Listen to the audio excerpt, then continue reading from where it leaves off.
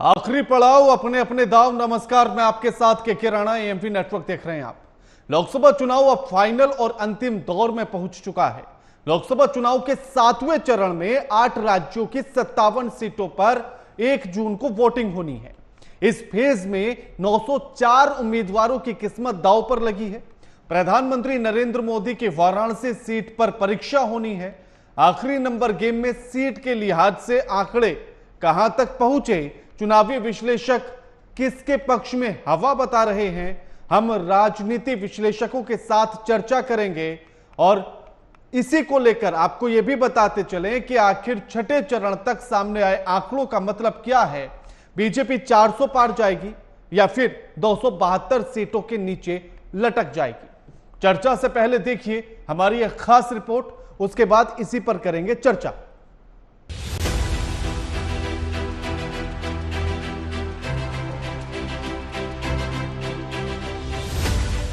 एक जून को लोकसभा चुनाव के अंतिम यानी कि 7वें चरण का चुनाव खत्म हो जाएगा। 1 जून की शाम 6 बजे से देश के सामने एग्जिट पोल के आंकड़े भी आ जाएंगे।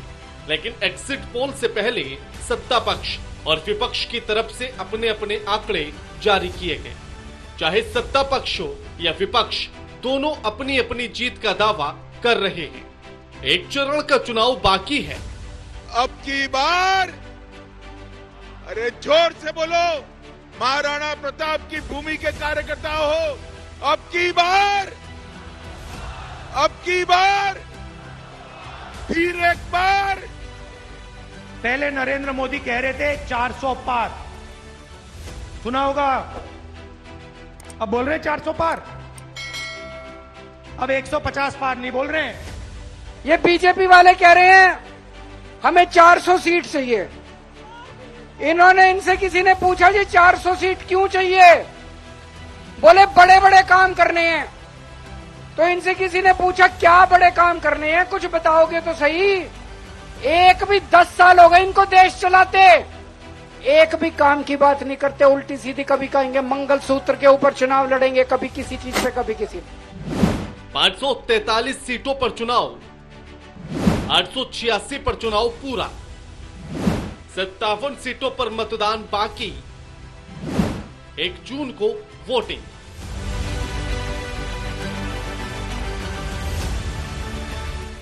और चुनाव से पहले सभी दल जोर आजमाइश करने में लगे हैं। सबकी कोशिश है ज्यादा से ज्यादा सीटों पर जीत दर्ज की जाए, लेकिन कोशिश के साथ साथ अब सीटों के नंबर बताने की भी होड़ लग गई है। बीजेपी कह रही है अब की बार 400 पार, जबकि जवाब में विपक्ष के दल भी अपने आंकड़े बता रहे हैं। कौन मारेगा नंबर के खेल में बाजी, ये तो समय बताएगा, मगर इतना जरूर है कि नंबर का रण जारी है। Bureau report, AMP network.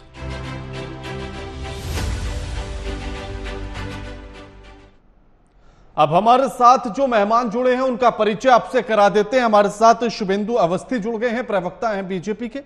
Swaminath Jaiswal जुड़ गए हैं, प्रवक्ता हैं कांग्रेस के। और निपुण आलम बयान हमारे साथ जुड़ गए हैं, राजनीतिक विश्लेषक हैं। आप तीनों का स्वागत है एएमपी नेटवर्क पर।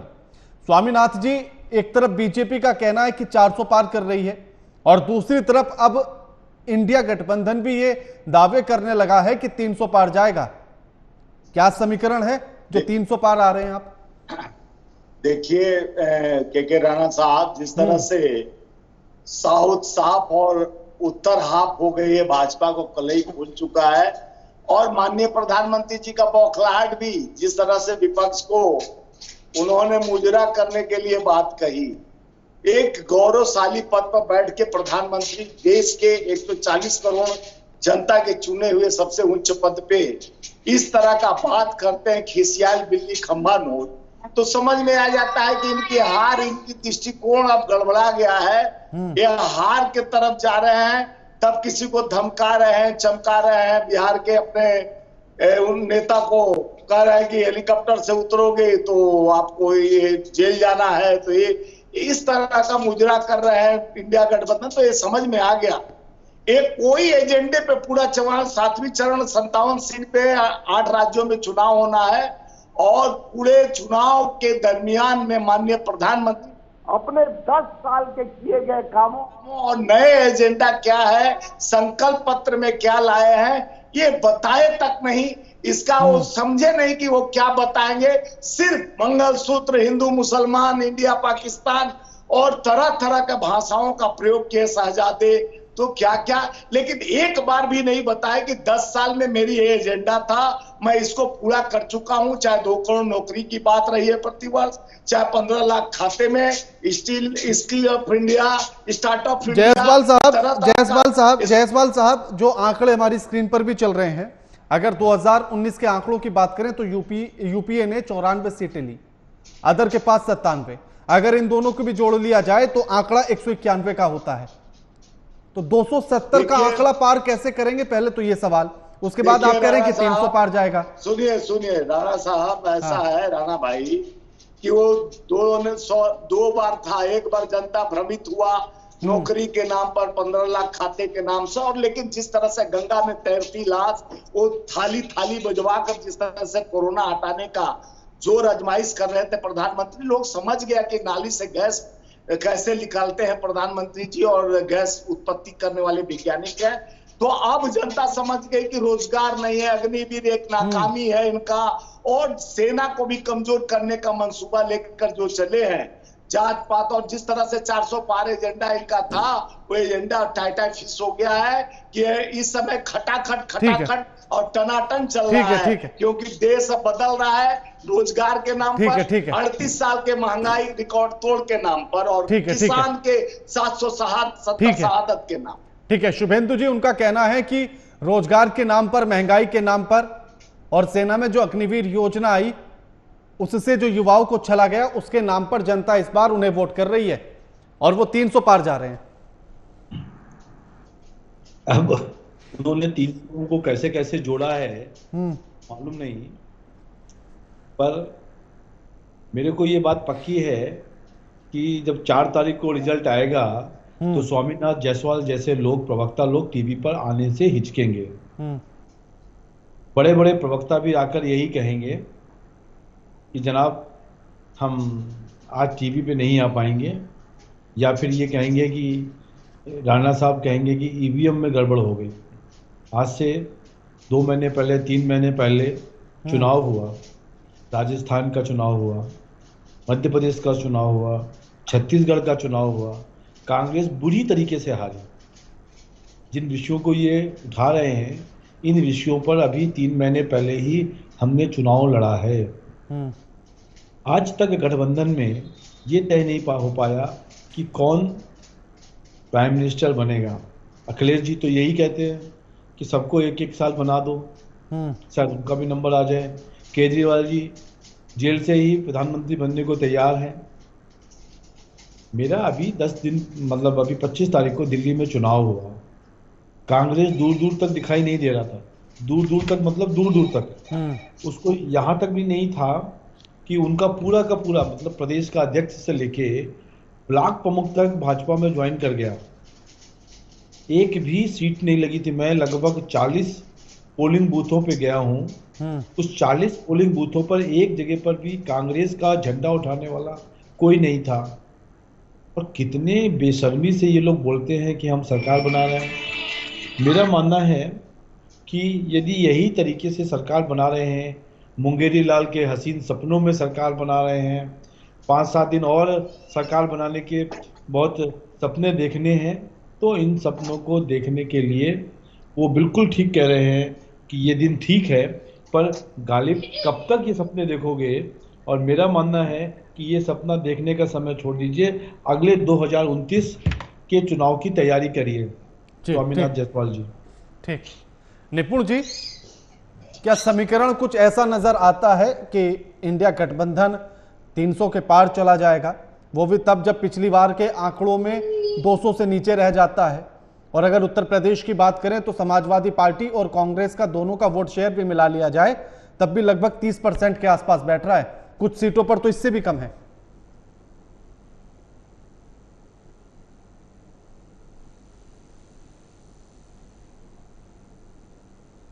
निपुण जी, शायद आपकी तरफ म्यूट है, उसे अनम्यूट कर लीजिए।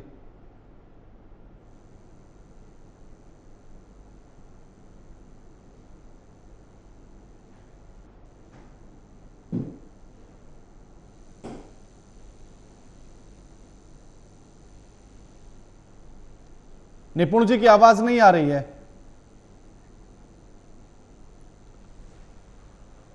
ठीक है स्वामीनाथ जी, लेकिन सवाल ऐसे में यही है कि अगर वोट परसेंटेज आपका देखा जाए उत्तर प्रदेश की सीटों पर भी, तब भी 30% से नीचे वाली ज्यादातर सीटें हैं, तो फिर ऐसे में आंकड़ा बड़ा मुश्किल सा नजर आता है।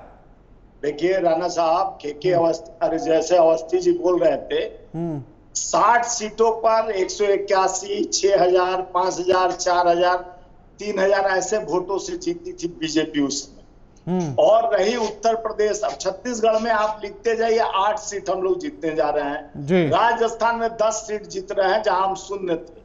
गुजरात में हम जीत रहे हैं 8 सीट, मध्य प्रदेश में 8 सीट जीत रहे हैं। उत्तर प्रदेश में हमारा गठबंधन 50 के पार जा रहा है।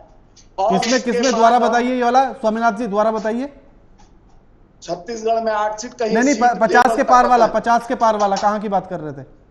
मैं उत्तर प्रदेश। अच्छा उत्तर प्रदेश में एक सीट वाइज गिना दे, पूरे पूर्वांचल से लेके पूरे जो एक बूथ घूम रहे थे ना, ये अवस्थी जी दिल्ली में बूथे घूम रहे थे और हम लोग देश घूम रहे हैं और देश की लोगों का बात, और ये लोग सपने के बादशाह हैं, जुमलों के बादशाह हैं। ये लोग तो सपना बेचते हैं, जुमला बेचते हैं। इनका एकाधिकार हो गया है देश पर, और कोई देश के जनता मालिक है, माइंडेड देने वाला जनता है, जो 10 साल से 38 साल का रिकॉर्ड तोड़ महंगाई पर दे रहा है वोट। वो जान रहा है कि बेरोजगारी एक बहुत बड़ा समस्या उत्तर प्रदेश में। जिस तरह से लोग तैयारी करते हैं, पेपर लीक वाली सरकार और बलात्कारी पार्टी, जिस तरह से इनके पार्टी के लोग, इनके नेता, आईटी के नेता जाके बीएचयू में गन पॉइंट पर रेप करते हैं, जो मोदी जी का चेहरा दिखाने वाले नेता और सेंगर विधायक, और उसके बाद विजय गौड़ उत्तर प्रदेश में रमन्ना के जाके प्रचार करते हैं, जो 3000 रिकॉर्ड तोड़कर बलात्कार किया। ये बलात्कारियों का साथ भ्रष्टाचारियों का देख ही रहे हैं, चाहे हेमंत बिश्व शर्मा हुआ जो 20, चाहे ठीक है स्वामीनाथ जी, लौटता हूं मैं हाँ स्वामीनाथ जी लौटूंगा मैं। निपुण जी, अब तो उन्होंने आंकड़ा भी दे दिया है कि कितनी सीट किस राज्य में जीत रहे हैं। उत्तर प्रदेश में 50 सीटों का दावा ठोक दिया, मध्य प्रदेश में 8, गुजरात में 8, राजस्थान में 10 और छत्तीसगढ़ में भी 8। लगता है ये कहीं समीकरण में फिट बैठ रही है? देखिए राणा जी, क्या है ना कि अगर हम बात करते हैं गठबंधन की, जिस प्रकार से एनडीए गठबंधन काम किया, आप किस आधार पे कहेंगे कि जनता इनको वोट देगी? जनता के वोट देने के आधार बनते कि जब मुद्दों को ये बनाते हैं, और मुद्दे जो अपने बनाते हैं, मैनिफेस्टो जो उन्होंने अपना बनाया, वो एक कॉमन एजेंडे में बात करते और उसमें एक सच्ची तस्वीर दिखाते। अभी स्थिति क्या है कि पहले गठबंधन जिसने बनाया, जिन लोगों ने बनाया, वो सब साइडलाइन हो गए। अभी 1 जून को मीटिंग होने वाली है इस गठबंधन की, ममता बनर्जी इसमें आ नहीं रही है। ये तो खैर वही जानेंगे, स्वामीनाथ जी बताएंगे क्यों नहीं आ रही, उनका विषय है। लेकिन ये गठबंधन हमेशा आपको दिख रहा है स्टार्टिंग से बनने में लेट हुआ। जो बनाने वाले थे नीतीश कुमार जैसे लोग सबसे पहले साइड हुए, और उसके बनने के बाद भी गठबंधन ऐसा है जो बिखरा हुआ है, कई जगह साथ में, कई जगह फाइट में। दूसरी बात, एक कॉमन एजेंडा तक आप नहीं दे पाए। और जब बात करते हैं, चलिए मान लेते हैं थोड़ी देर को कि बेरोजगारी की समस्या है, मैं ये पूछता हूँ स्वामीनाथ जी से, मैं सिंपल सा प्रश्न, 3 प्रश्न मैं पूछूंगा इनसे। पहला प्रश्न, आप कहते हैं 30 लाख युवाओं को रोजगार देंगे। एक तो सारी पार्टी अपने अपने रोजगार की बात कर रही है, 30 लाख युवाओं को रोजगार देने की बात कर रहे हैं। मेरा प्रश्न है, 65% युवा आबादी है, करीब 90 करोड़ आज हमारे पास युवा है, ये 30 लाख को रोजगार देंगे, बाकी सब कहीं भी जाएं, इन्हें को मतलब नहीं। पहली बात। दूसरी बात, ये कह रहे हैं महिलाओं को 1 लाख रुपया देंगे। मेरा सिंपल सा प्रश्न है, कितनी महिलाओं को आपने चिन्हित किया है, कितनी महिलाओं के बारे में आपने आंकड़ा इकट्ठा किया है कि हम 10 करोड़ को, चलिए मान लेते हैं आप 5 करोड़ महिलाओं को बोलते हैं, 5 करोड़ महिलाओं इंटू 1 लाख रुपीज, कितना अमाउंट बैठेगा? और जो अमाउंट बैठेगा वो हमारे बजट में से कहां से आप कंसीडर करेंगे? एजुकेशन से निकालेंगे, हेल्थ से निकालेंगे, डिफेंस से निकालेंगे, या जो फूड सिक्योरिटी प्रोग्राम था उनसे निकालेंगे? और तीसरा प्रश्न, आप किसका मैनिफेस्टो सरकार बनने के बाद लागू करेंगे? ये तीनों प्रश्न मेरे नहीं है, जनता के प्रश्न है। इन प्रश्न के उत्तर आप दे देंगे तो मैं आपको मान लूंगा कि आप सरकार बनाने के लिए तैयार हैं, आप सरकार बना लेंगे, क्योंकि जनता की ये बातें गली नहीं उतर रही। पता नहीं आप किस आधार पर दावा कर रहे हैं, दावा करने का कोई आधार होना चाहिए। जी ठीक है शुभेंदु जी, उन्होंने तो आंकड़ा भी दे दिया है कि उत्तर प्रदेश में तो 50 सीटें आ रही हैं उनकी। मैंने फिर भी कहा था, फिर कह रहा हूं, जायसवाल साहब अगले 7 दिन यही सोच के अच्छे दिन बिता लो। आप मुंगेरी लाल के हसीन सपने वाले बातें कर लो, मोहल्ले में और टीवी चैनल पर ये बताते रहो कि हमारी 50 सीटें आ रही हैं। और ये अच्छा भी है, मतलब कभी कभी तो इतना चुनाव लड़े हो आप उत्तर प्रदेश में। जब आपने कहा, मैं दोनों एग्जाम्पल देता हूं जी, कि जब बसपा सपा और कांग्रेस का गठबंधन हुआ तो वोट पहले जो थे वो ट्रांसफर नहीं हुए। दोनों का जो वोट बैलेंस पिछला था उसका आधा रह गया। ऐसे ही दिल्ली में जब कांग्रेस और आम आदमी पार्टी को 18% वोट मिला था, कांग्रेस को 22% वोट मिला था, लगभग 40% वोट था इनका। अब आप सोचिए, जो कांग्रेस का 22% वोट था वो अब हमको लगता है कि दिल्ली में 12% के आसपास आएगा, क्योंकि चुनाव से ठीक एक महीने पहले पूरा का पूरा जो दिल्ली का कांग्रेस था वो इस बात से नाराज होकर कांग्रेस को छोड़ दिया था कि उन्होंने आम आदमी के गठबंधन से, आम आदमी की पार्टी से क्यों गठबंधन किया। जैसा पंजाब में मौसेरे सौतेले भाई हैं, यहाँ भी वो चाहते थे कि हम सौतेले भाई रहे, पर ऊपर के लोगों ने कहा नहीं नहीं गठबंधन करो, यहाँ भी मौसेरे भाई बन जाओ, पर नीचे के लोगों ने नहीं माना और छोड़ दिया। अब 10 दिन के अंदर तो संगठन तैयार नहीं हो सकता, तो कांग्रेस का कोई वोट मांगने वाला दिल्ली में नहीं दिखाई दिया।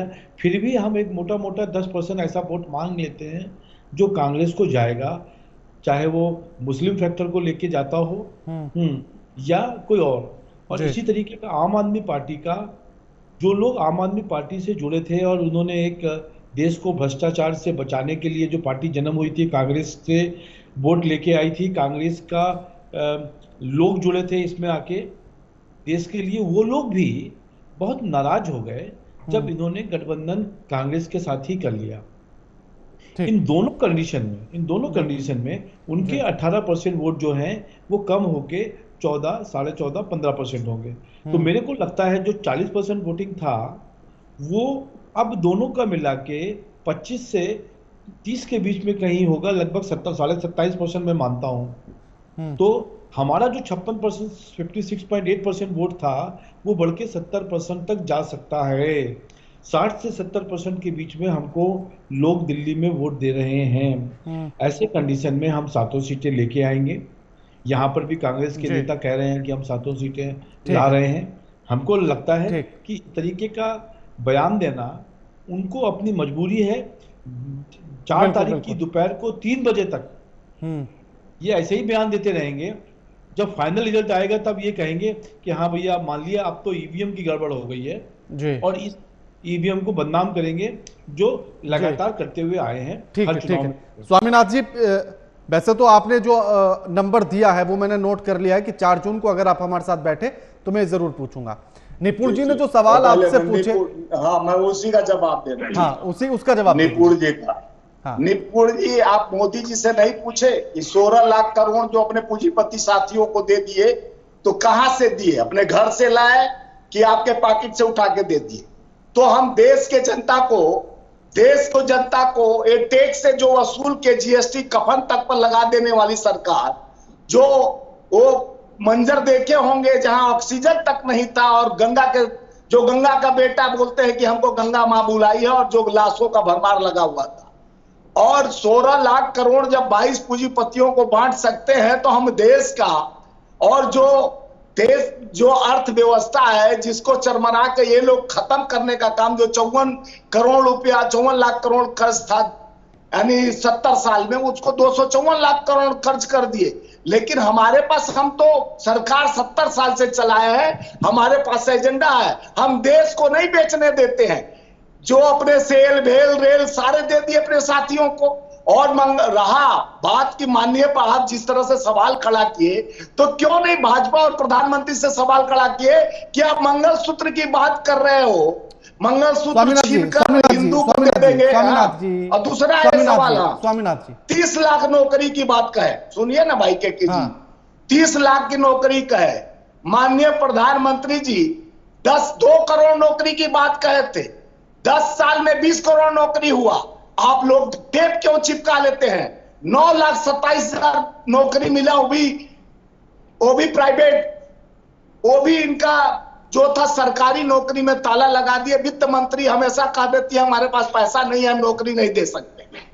और उसपे सवाल आप नहीं खड़ा कर सकते कि 2 करोड़ नौकरी प्रधानमंत्री कहा के 2 बार सत्ता में आए और 15 लाख खाते में और डीजल का भाव 65 से 100 पहुंचा दिए और पेट्रोल का भाव, गैस का भाव, ठीक है स्वामीनाथ जी, ठीक है, उस पे आप सवाल ठीक है स्वामीनाथ जी, स्वामीनाथ जी, हाँ स्वामीनाथ जी, ठीक है स्वामीनाथ जी, ठीक है। हाँ निपुण जी, पहले तो उनकी बात पर रिप्लाई, उसके बाद में सवाल करूंगा। मैं 2 मिनट में रिप्लाई दूंगा। हाँ। एक तो मुझे ऐसा लग रहा है स्वामीनाथ जी जो है सड़कों पे तथ्यों पे बात नहीं कर रहे हैं, ऐसा लग रहा है कहीं नुक्कड़ पे भाषण दे रहे हैं, वहां पे पब्लिक को समझाने का प्रयास कर रहे हैं। इनको ये नहीं पता 16 लाख करोड़ वो माफ नहीं हुआ है बल्कि राइट ऑफ हुआ है, और राइट ऑफ मेरे साथ भी हुआ है। मेरा भी अगर जो क्रेडिट कार्ड में यूज करता हूँ, जब मैं उसको पेमेंट नहीं कर पाया था एक बार, तो मुझे कह दिया था बाहर की पार्टी को दे दिया गया, तो उन्होंने मेरी सेटिंग की और उसके बाद मेरा क्या उन्होंने सेटल किया मेरे अकाउंट को, उसको बोलते हैं राइट ऑफ। इनको शायद जानकारी बात की नहीं है, पहली बात। और दूसरी बात कह रहे हैं रोजगार की। आपको पता है मुद्रा बैंक के थ्रू 26 लाख करोड़ का आवंटन किया गया और उसके तहत 40 करोड़ लोगों को सीधा सीधा मुद्रा बैंक के थ्रू लाभ हुआ है। स्टार्टअप की अगर हम बात करते हैं, आज वर्ल्ड में सबसे ज्यादा स्टार्टअप हमारे यहाँ पर है और हमारे यहाँ वर्ल्ड के सबसे ज्यादा यूनिकॉर्न आज हमारे यहाँ पर है। इनको सत्य की जानकारी नहीं है। ये सरकारी नौकरी की बात, कोई भी गवर्नमेंट आज तक बताइए, अरे आज एक दिन में बेरोजगारी खत्म हो गई, एक दिन में बेरोजगारी बढ़ गई।